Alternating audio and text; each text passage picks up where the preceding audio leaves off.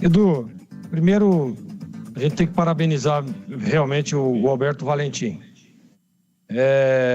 Você vê que a Ponte vem com uma escalação que até pegou a gente aqui de surpresa e as coisas acontecem positivamente, né? Eu estava falando que é até bonito de ver a alternância do sistema defensivo, ora o Emerson, ora o Barcelos, ora o Arthur, né? O Sérgio Rafael fechando, né? E aí ele vem com o Maguinho, mantém o Pacheco e adianta o Maguinho lá na frente, que faz o cruzamento, que sai o gol da vitória, e coloca o Dudu numa função. O Dudu é um cara de marcação. Quem foi lá fazer o gol de cabeça? Dudu. Então, é um time que roda o campo todo, claro que em suas proporções, sempre numa recomposição muito, muito rápida e muito competente, um ajuste muito rápido e competente.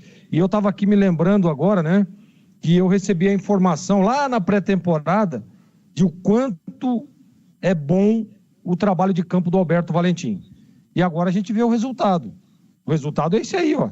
Ponte está com 18 pontos, né?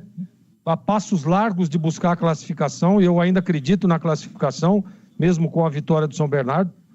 Está largando o Palmeiras para trás, a Ponte, isso é muito importante, é olhar sempre para frente, né? E eu queria realmente parabenizar, porque era um jogo duríssimo, um jogo muito complicado. O Mirassol ainda não tinha perdido jogando em Mirassol.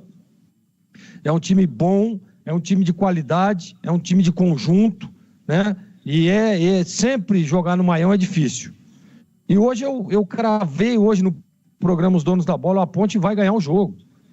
Se empatar é ótimo, mas eu tô com a convicção de que ela vai ganhar, porque tá com a confiança, a autoestima lá em cima, né? É um time que joga bem fora de casa, é o melhor time do campeonato jogando fora de casa, né? Tem a defesa menos vazada. E aí o que acontece? Um grande jogo, esperando a definição.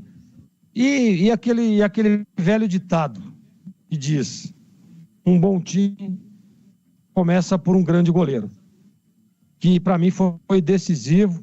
Claro que nós vamos ter o craque do jogo aí, mas eu já vou me adiantar.